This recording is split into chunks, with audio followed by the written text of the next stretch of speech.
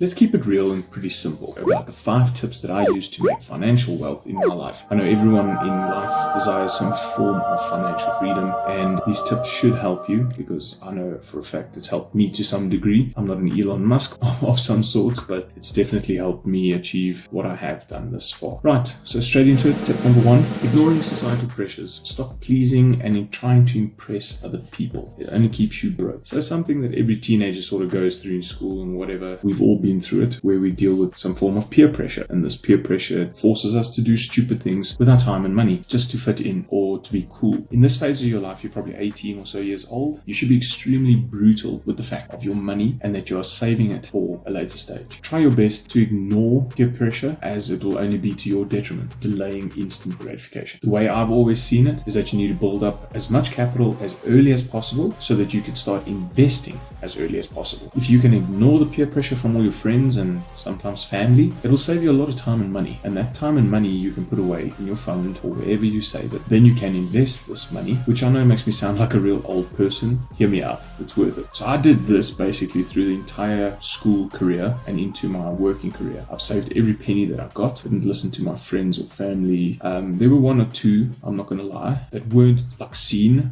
I couldn't see it until I understood this and really understood peer pressure, and then I realized I was in the dump and left there because you're the one who has to deal with it. I eventually understood that this is not what I want to do. I don't want to keep up with the Joneses, because the Joneses, who the hell are they, first of all? And second of all, I don't want to please or impress anyone besides myself. I want to grow a great life and empire for myself and my family. So my plan was pretty simple, right? It was to invest as much money as possible into cash flow generating income sources that would pay me basically forever. They would help me fund my lifestyle and create great experiences for me, and I would basically not work for that money. If you've ever heard the term passive income, that's what I'm talking about. You don't really have to trade time for money in this instance. And that was my plan, basically. Tip number 2, build up as much capital as possible, and a ton of it. I mean a ton of it. But it also sort of directly connects itself to the first tip, because you can take risks. Because you are young, you have the privilege of time on your side, and you must take advantage of that time. If you're currently watching this video, it's extremely important that you take high risk investments or opportunities much earlier in your life than later, because right now in your life you probably do not have any commitments or responsibilities. Now I know that's not everyone's position or situation, but for most it is, and you can use that to your advantage. You're not married, you don't have cars, you don't have a house, you don't have medical, all these other nonsense things that you end up paying as you get to adulthood. You're in the fortunate position to make mistakes and still come out alive, even if you do make a mistake, as long as you learn from it. I mean, if I had a child, it'd be kind of irresponsible to take on risky investments, extremely aggressively risky investments, or businesses for that matter, if I know that it has everything on the line. Why, you might be asking? Well, geez, if you don't know the answer, it's pretty simple. You've got to make sure that you are looking after your kid or your family, so you don't want to make stupid decisions that actually could ruin your entire financial situation, whereby you guys are maybe end up living on the street. That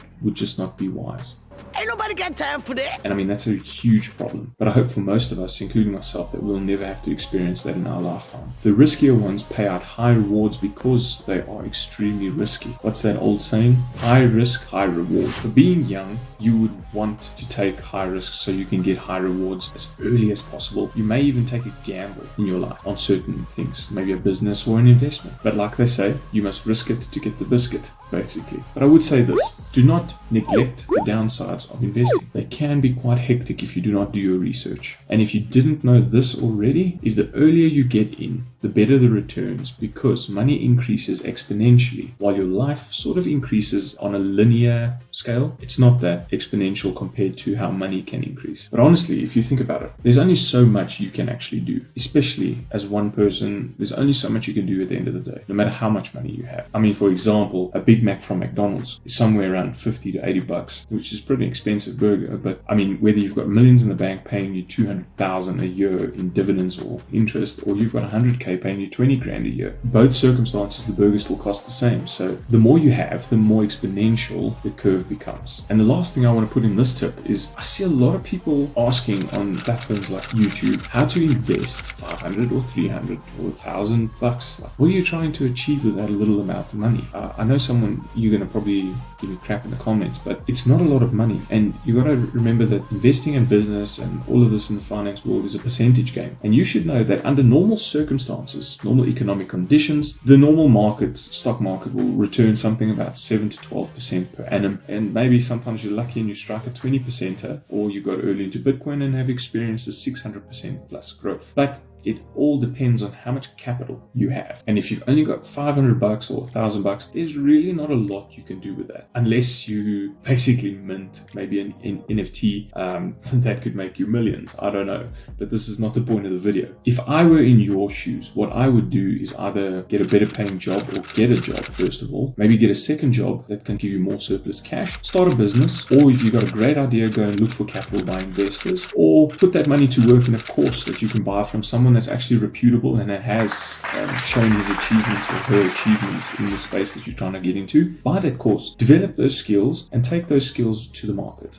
and sell it so that you can make a lot more money. And I can promise you now, by doing that, you'll actually make a lot more money than your $500 or $1,000 that you have. And how I want to finish off this tip is that people need to actually be a little bit more realistic about their approach when it comes to investing or money. Tip number 3, learn everything about everything. What I mean by this, so the more knowledge you have, the better. Why? Well, because you can apply it to different parts of your life, many areas for that matter. The more knowledge you have, the better. Having a wide knowledge base will actually help you make money much quicker and easier. For example, I can use my marketing skill, the skill that I built over the years by starting my own little businesses, having a digital marketing agency, building brands, building websites, doing e-commerce. One of my other businesses is e-commerce, and now building my personal brand. I'm applying all my skill that I've learned through marketing to do this. And if I can grow my personal brand, I can now use it to make money in other aspects of my life and maybe have multiple sources of income, because I never want to be dependent on one source of income. Now, when it comes to learning a new topic, anything that you are interested in, I would suggest you get everything possible that you can so you learn as much as possible about that topic. You don't have to become a master at it, but at least have a great wide base foundation of knowledge on that topic. You do not want to go into an industry or invest in some industry that you are not competent in. Find some books. I mean, there's plenty out there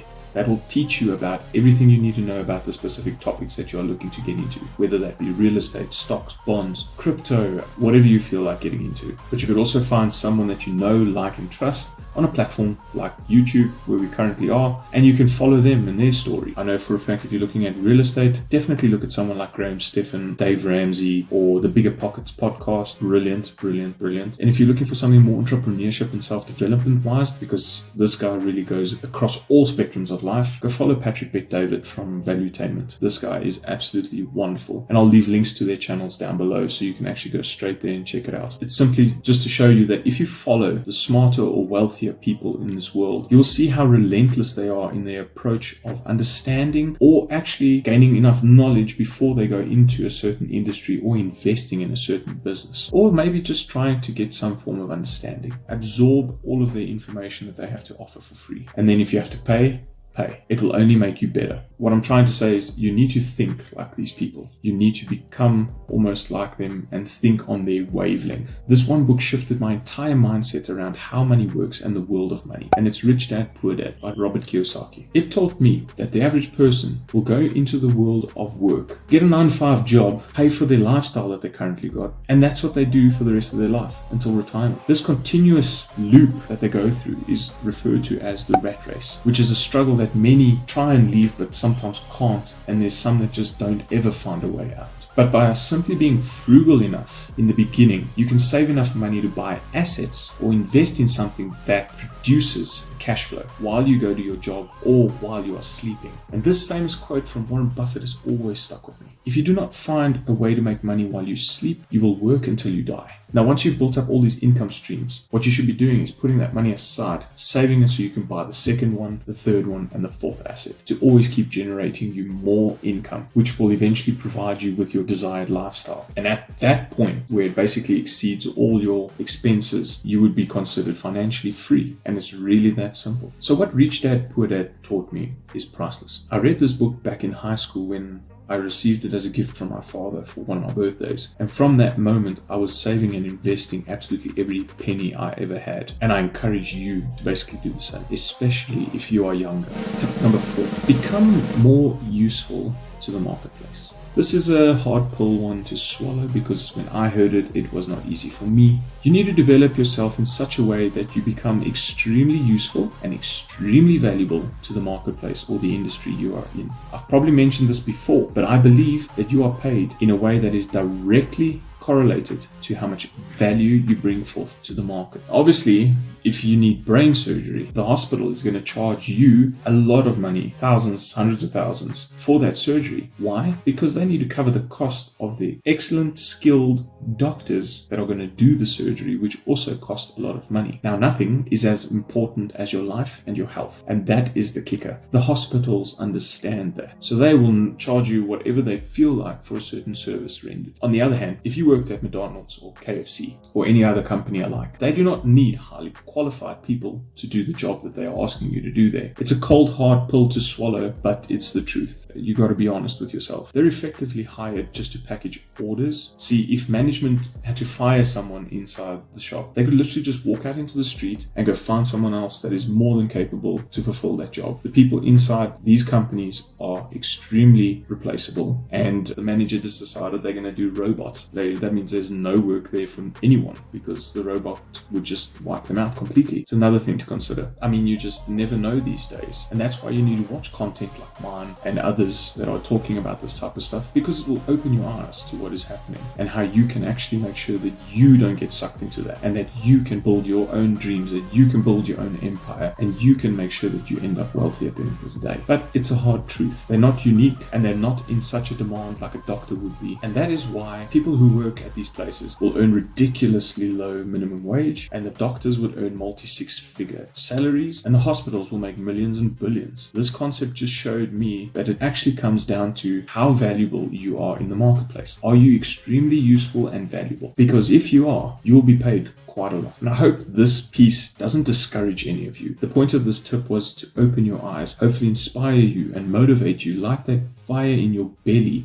that will maybe push you forward so that you get irritated enough for feeling like that you will actually make a move and actually start chasing and hunting down your dreams and goals. I really hope so. And I'm going to leave you with this one final example under this tip. I don't know if you've ever seen the movie Castaway. What's that guy's name? He played in the movie where they kept saying run, Forrest, run. I keep forgetting. Tom Hanks, that's the guy. Tom Hanks, yeah.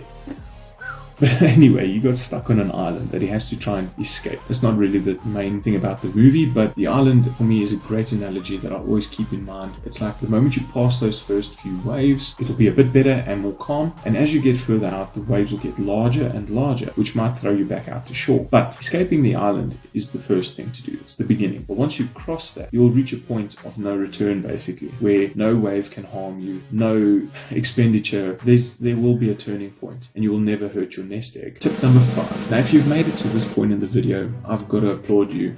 It's not really a long video, but the most important tip that I've left for last. Tip number 5, like I said, is believe in yourself. Now, I feel that this one doesn't have to go through a massive explanation or examples. It's pretty self-explanatory. So if you do not believe in yourself, or you do not believe that you can do something, chances are you probably won't. There's a great quote from a guy by the name of Henry Ford. I'll leave you with 2 of his quotes. What the hell? I've got 2 here that I'm actually going to give to you. His first one that I like a lot is, if you think you can't or you think you can, you're right. And his second one is, self-belief is essential to success. There are studies now that show that the human brain is a pleasure or reward-seeking mechanism. A seeker of pleasure and pain avoidance, a seeker of what is best for it at that current moment. When you are young, you must learn as much as possible about the world. Pay attention to the people who are at the place that you want to be, and then model them, and you should get this sort of same returns or sort of same results. Develop a way to build capital so that you can invest it in yourself and other assets to generate you incomes. And it's never been easier than it is today. Before you know it, you could have the lifestyle that you've always dreamed about. And this is the point that I've been pushing towards since I was in school, and I'm soon going to be reaching my point that I hopefully will break my financial freedom mark, and therefore hopefully everything else after that will be sort of a walk in the park. But who knows? I mean, someone just has to open their mouth there's just a new hurdle to climb over. My road to 100 million is on its way, but it is probably going to be very different from yours for sure. To end off, I promise you this. If you believe in yourself and you do not give up, you keep going, pushing forward, you will eventually cross a point of no return, which means freedom. Well, let's say your version of freedom, basically. And that's it. I really hope you liked this video. Thank you for watching it. If you really feel like someone else needs to see it, why don't you share it for me? Like, comment, subscribe, and I'll see you guys in the next one. Have a great day.